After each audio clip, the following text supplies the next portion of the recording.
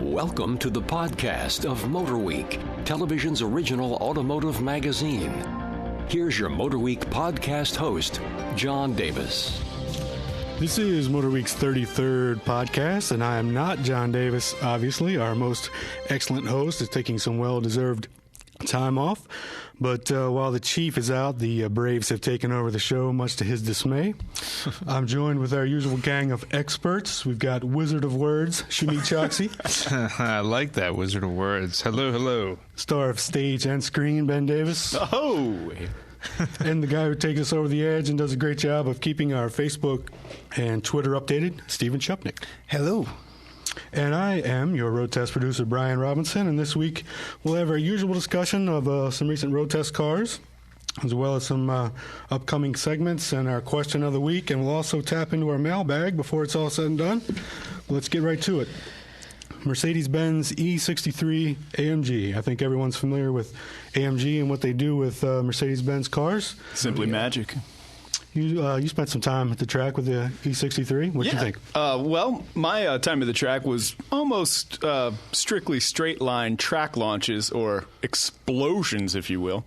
But jumping in this thing, I thought the Porsche PDK transmission was one in a million. I don't think it ever could be rivaled, but nevertheless, Mercedes-Benz Speed Shift MCT, the 7-speed. This thing is unbelievable. You put it in Sport Plus and get ready to launch down the quarter mile, and the fat from my thighs traveled to the lower part of my back. Great visual. Did we get some shots of that at all, or no? No, but I'm still getting. I'm still in rehabilitation for it. Right. The shifts are just so hard and fast. It blows your mind. As far as a street car, I think Shamit, you drove it back to Maryland from Georgia. How was it on a long trip? Well, first of all, I want to say that the E-Class combined with the AMG package, I think it's my favorite AMG car. It's just the right size, right power. It has the right look. It is an awesome piece of machinery. And I'm a big AMG fan. You guys know that. I mean, sure. Compared How could to you not be? Yeah. Right. I mean, even compared to BMW's M stuff, AMG to me is the cream of the crop. So this is the car. Everything Ben says, is obvious in that that's what this car is made for. I drove it back. Brian Roberts and I drove it back from Georgia. 9 hours on the highway, 9 and a half hours on 95. Didn't expect to be too comfortable coming up the highway for that long a period of time in a car that's, for the most part, track sprung. Yeah, track sprung. Perfect. Was totally comfortable. Slept for the portion of the trip that I didn't have to drive, and when I drove, I was very, very comfortable. I mean, it rained the entire time, and it held to the road. No problems, no issues. Very confident, very comfortable. I think our tester came in around $100,000. I think. Yes. Would you rather have that or Panamera Turbo? That's a good question. AMG all the way here. Yeah. AMG, really? Yeah. I don't like the way the Panamera looks that much. It's beautiful inside, though. Yeah, Ben's always had issues with the way the Panamera looks. I like the way I think the Panamera looks different than everything else on the road. So that I don't know. It's a toss-up. I'm still a huge AMG fan, so I would probably have to say the E63. What do you think, Steve? Well, I mean, I think AMG has always put out a good product, and I put that question out to the Facebook world, and a lot of fans on our Facebook page were in agreement. Everybody basically was like, every time AMG and Mercedes get together, they definitely. They definitely know what they're talking about, and one of our readers and fans of Facebook was kind of joked and said I can't wait to get rich and famous so I can own one. But $100,000 for that kind of car is kind of reasonable. I think you're going to expect that kind of quality and product from AMG. Just the wallop of noise that comes out of the exhaust when you hit the gas wouldn't sell it for me. It didn't sound insane outside. It was kind of quiet inside, but outside the car, it sounded insane. Tougher than we've all. I mean, didn't you guys have all driven the Black Series, right? So it's that sort of raspy, like monstrous noise. More NASCAR than F1. No doubt. Tougher than an elephant's ear. Speaking of tougher than elephants, Land Rover LR4. Yes. Another recent tester. We just had a limited time, didn't get to spend a whole lot of time with it, but I did do some off-roading with it, and pretty impressive as you would expect, and pretty good on the road too. Anybody else have any opinions? I've got mixed emotions on this one. One of my downfalls is that it's less utility-oriented inside. And, that means it's more luxurious, which is better for its rivals in competition, but not so much for me. I like things a little more utilitarian and rugged off-roading look inside. But on the other hand, you got the 5-liter now, 375 horse, 375 pounds of torque, up 75 horse from the LR3, and even better fuel economy, too. It's a win-win. Well, I could learn to like it. Well, Brian and I were kicking it out by the water cooler of MotorWeek a little while ago, talking about the LR4. Thanks for the invite. I'm sorry that you missed that. Someone had to actually do the work. So. My only opinion of it is I didn't get a chance to take it off-road. Brian did and said it was pretty capable. I thought on the road it was a little bit clunky, a little top-heavy, as Land Rover generally tends to be for me. And, sure, yeah. So... aside from that, I mean, it's definitely an upgrade over the LR3, and it is what it is. They do feel awkward on the road sometimes, which is always amazes me. You see a lot more Land Rovers in Orange County than you do on any trailhead. That's right. You're ever at. But yeah. I think two things that stick out to me were it tows 7,700 pounds, which it's not that big of a vehicle, so that seemed pretty impressive to me. And it starts at under 50,000, which I was really surprised by compared to other big Luxo utes like GX and X5 and Mercedes ML, even Land Cruiser too. Yeah. Yep. Well, I think what Ben was saying is that a lot of people who have that kind of stigma of the Land Rover, they think it is going to be luxurious, it is big, and you don't think of it as a power machine today that it used to be. That they made it for, but the LR4 is definitely both. I know a few people again on Facebook. We kind of it was a good debate about the LR4. If people are still out there, if people still want that large luxurious SUV, and it definitely proved. People were saying that they definitely want that large car, even if it doesn't get the gas mileage, even if it is a little bit more expensive, people still want that. People, they want that stigma of having a Land Rover. I mean, absolutely. It's a true 7-seater, don't forget. And the maybe not as much so as some of the other, like a Navigator or Escalade. Plenty of headroom, though. Headroom. I think it lacks on a little shoulder. Shoulders is where it comes short, if I'm not mistaken. That's the way I feel like when I'm sitting inside one, especially when compared to a Navigator or something, wide and substantial like that. But in the third row, you still have plenty of headroom and legroom as well. And a full flat floor. That's versatility. That is at its best. Yep. All right, let's move on. Nissan 370Z NISMO. Basically a souped-up version of a favorite around here in the office, the Nissan 370Z. We took that on the track down in Roebling, Georgia as well. Had a good time with it.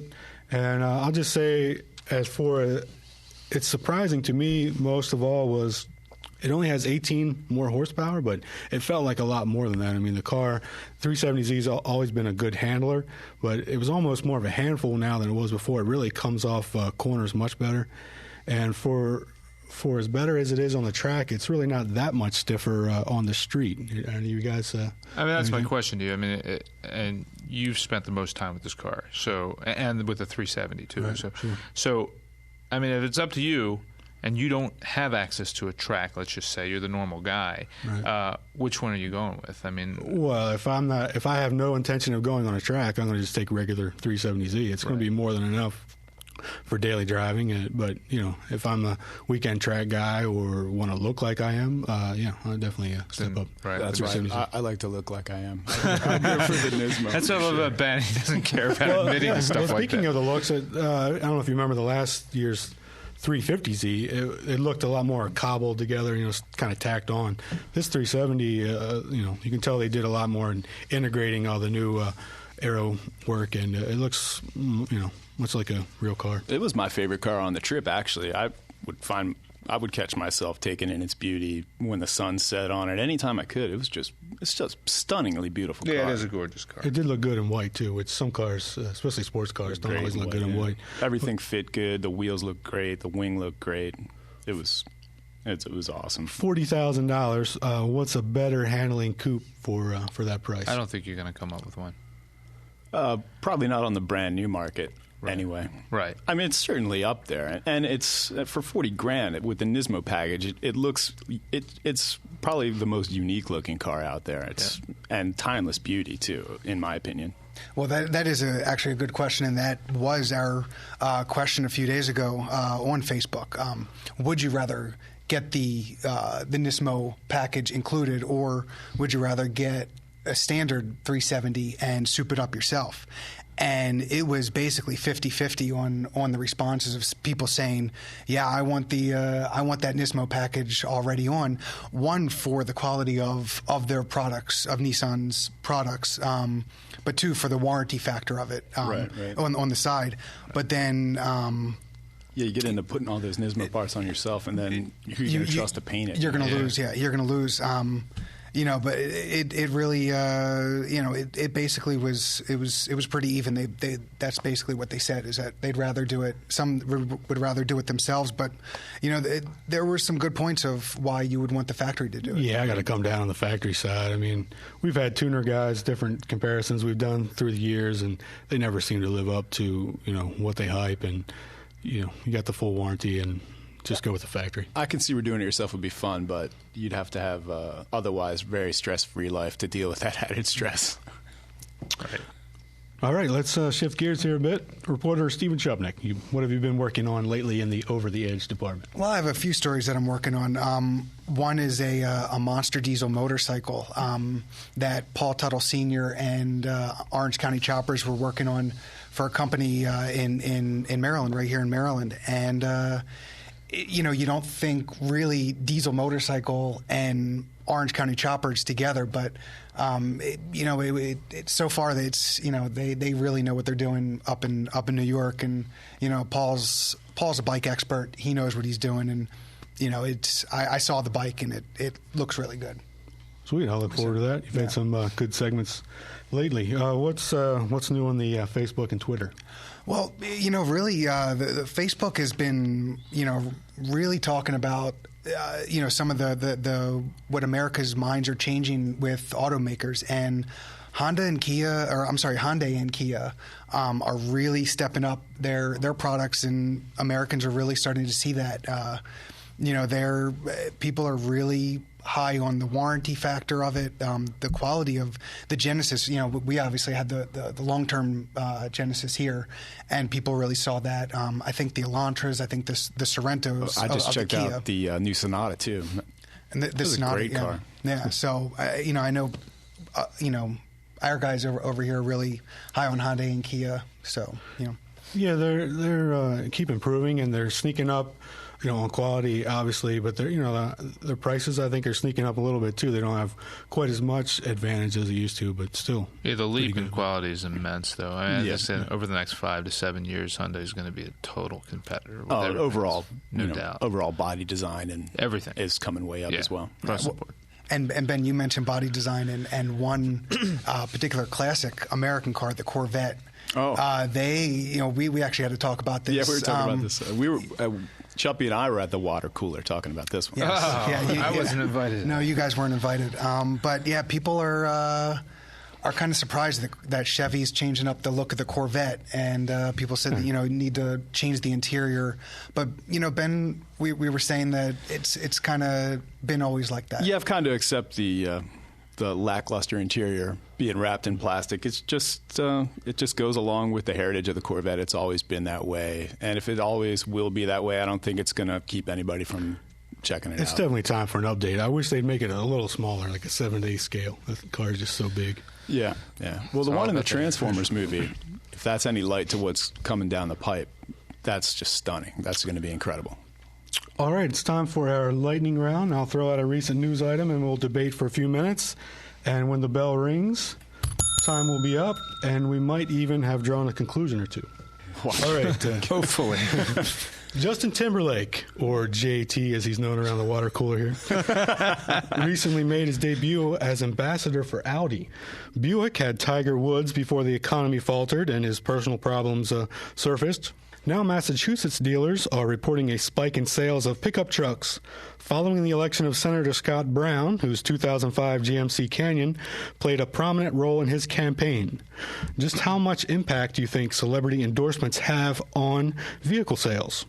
Who wants a piece of that? Celebrity endorsements have a huge effect on not just vehicle sales, on everything. That's why celebrities are paid huge amounts of money. In a way, this is... we as a human race would be dumb to be paying all these people so much money if it wasn't actually affecting things in a positive way. But I think if you ask most people, they would say no. They would say no, of course they would. It's a subconscious thing. It's either a subconscious thing or it's one of these things where I don't want to admit to it, but it's, I want the same car that what's-his-name has. I'm going to bring up two words that it seems to me like I bring up every other day for the last 20 years. It's Burt Reynolds.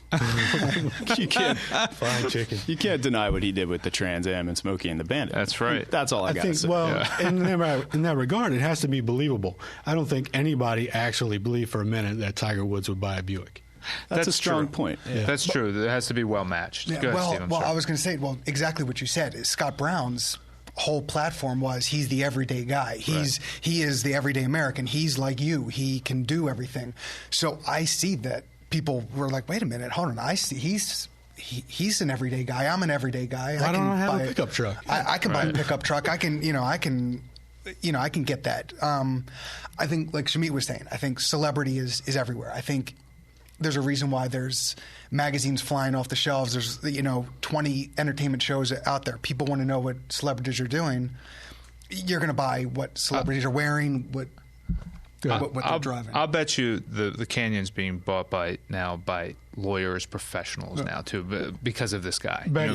I wanted when I was in middle school, I wanted an A-Team van, and there's no way I would have wanted one of those unless it was in the show. But back to Audi and JT, do you think that's a good marriage? I mean, can you see JT rolling in Audi? Absolutely. Yeah, because Audi has that glam, citified thing, and that's what JT stands for. Really? It does. JT Glam. Okay. And I've never called him JT before in my life until now. Oh, come on. Well, the bell stopped you. How would I know? It's around the water cooler. You don't invite me. All right. In our last few minutes, I got a viewer question here. And if you do have a question, hit us up at MotorWeek.org. And if we pick your question, you'll not only get our expert answer, but a highly coveted MotorWeek T-shirt. Sweet. This week from Gary in Colorado. Can you explain to me the difference between cars and trucks with four-wheel drive versus all-wheel drive? I don't know much about them and wonder which is better for driving in the snow in the mountains of Colorado. Ben, you're a resident wheeler. Hit us up on that. Yes, I've always known to believe the difference is 4x4 has the ability to be two-wheel drive. And usually you'll only find a low-range option in a 4x4. Right. Yeah, traditionally a four-wheel drive has a lever or a switch that you can. Yeah, right. Yeah. All-wheel drive is going to be a front-wheel drive based vehicle that automatically switches to all-wheel drive when you need it. But although things are blurring a little bit now, some cars have both. Yeah, some all-wheel drives have lockers or a center lock somewhere. But in my opinion, as long as you got if you want an all-wheel drive car, as long as you got a great set of tires that's equipped to handle deep snow, that's plenty. I also from just a vernacular standpoint, it's like all-wheel drive to me denotes like a car that's more for all-weather sort of conditions. Like a Subaru. Correct. Instantly think it's ready all the time. Whereas four-wheel drive, I immediately think Jeep, big tires, terrain, off-road. Yeah, solid axles, front and back kind of thing. Exactly. Yeah. I mean, that's sort of it's sort of a subjective point of view, but that's the way I think I view it. So, other people share to answer the question, if you're going to be driving in the snow on roads in Colorado, I think all-wheel drive would be perfect for your, if you plan on getting off of the road in deep snow, hit up something with four-wheel drive. Yep. All right, Gary. Well, I hope that answers your question, and I hope an extra small T-shirt is okay because that's all we have left. But seriously, I guess we're out of time for this week, and in honor of our Justin Timberlake question, we will be bringing Sexy back next time as our host John Davis returns from vacation.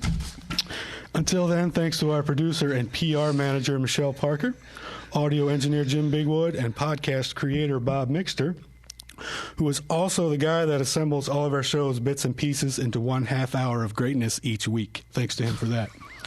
Until next time, be sure to drop us an email and let us know what you're thinking. Check out our Facebook, Twitter, and YouTube channel and all that great stuff. And we will see you next time on MotorWeek. You have been listening to the podcast of MotorWeek, television's original automotive magazine. For additional information on podcasts, videos, and showtimes, visit our website at motorweek.org. And watch MotorWeek, television's longest-running automotive magazine series each week on your local PBS station.